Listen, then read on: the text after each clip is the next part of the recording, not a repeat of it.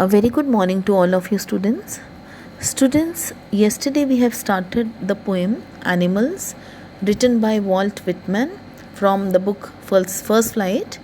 In this poem Animals, the poet Whitman compares humans to animals. He finds that man lacks many virtues that animals have. The poet desires to live among the animals because they are calm and self confident.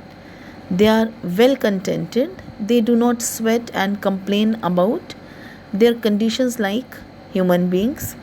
They do not possess the craziness or mania of possessing more things. No animals have to bow to another of their kind.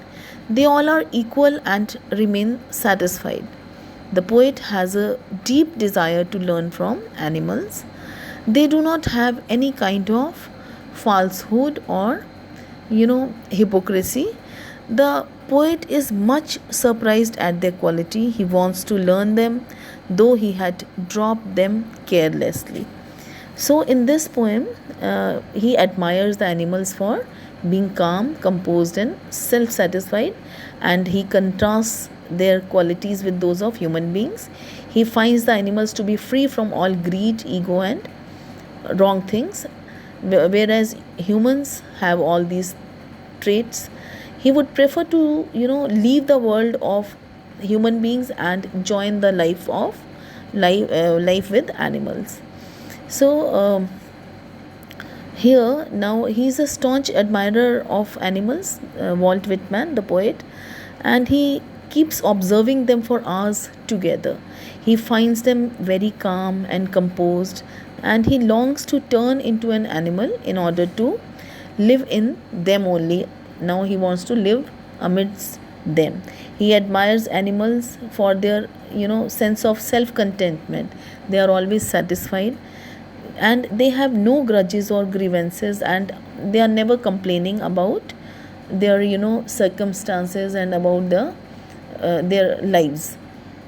They have a clear conscience and they suffer no sense of guilt because they are very innocent creatures. So they never repent. They don't have any feeling of guilt, and since they have no hypocrisy, they do not discuss their duty to God. They never have any trace of discontentment or dissatisfaction. They have only innocence in them, and the animal world is so full of equality, and they are free from superstition, and they don't kneel to the other animal, or don't even worship their ancestors. No one is considered to be superior or inferior among them, and that is why they are always happy. Animals maintain and enjoy relationships of mutual respect and equality, and that is why the poet admires them for their noble traits, and which is not present anymore among humans now. He thinks so. So the theme is that the poem brings out a contrast between men and animals. And in the good old days, men possessed godlike qualities. They were very good in early times, and now with the passage of time and in the present scenario, we find that now human has become very different. So here the poet has clarified that animals lead a life free from greed, jealousy, ego and contentment. They are away from rat race, whereas human is into rat race. So the message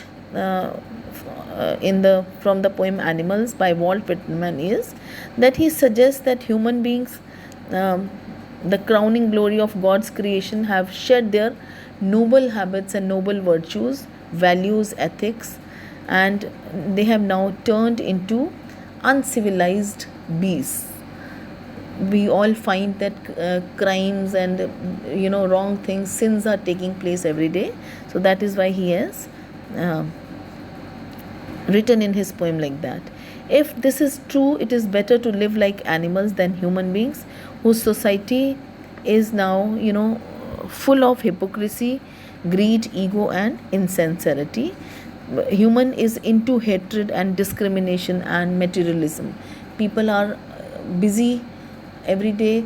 They don't have time. They don't have time to show affection. They are all busy in achieving something or the other, so they have become total materialistic. The poet seems to give the message that human beings must try to imbibe the virtues which they have lost in the process of civilization. And now I would like to cover the poetic devices, students. Here I stand and look at them long and long. Here I sound has been repeated. Yes, L sound has been repeated. Look, long, long.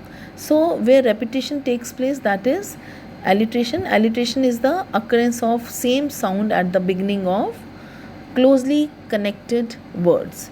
So here it is giving that effect only. Look, long, long. So it is alliteration. And another sentence is, I wonder where they get those tokens. Here wonder where is again alliteration, and those th sounds are repeated.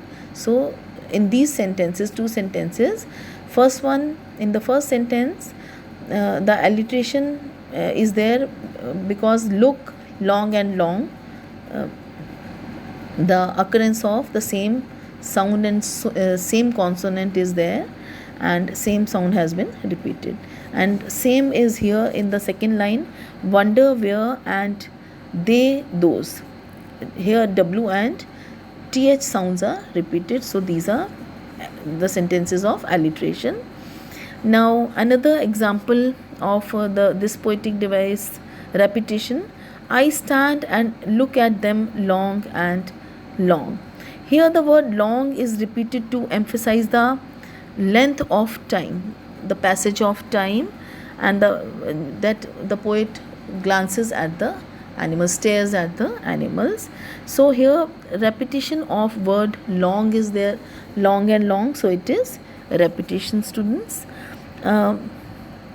What is repetition?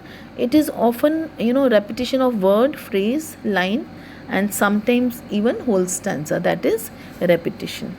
Now here another poetic device, metaphor, is there, where they bring me tokens of myself. Here the word tokens has been used metaphorically for human qualities of innocence, honesty, and contentment, but the comparison is without like and as, so it is metaphor. Metaphor is a figure of speech which is used to make comparison but without using the words as or like, right? So here they bring me tokens of myself. Tokens has been used metaphorically. And another poetic device is there. Here they do not has been repeated 3 times to emphasize the absence of some evil qualities in animals which are found in human beings. They do not. So anaphora, it is anaphora, and anaphora is a literary device in which the writer repeats the same beginning of a clause or a sentence, right? They do not, it has been repeated 3 times to emphasize the absence of bad qualities which are not there in animals but are present in human beings. And one more final is I stand and look at them long and long.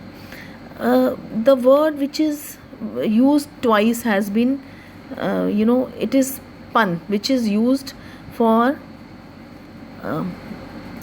different meaning. The poet means that he stands and looks at the animals for a long time and he longs to be one with them.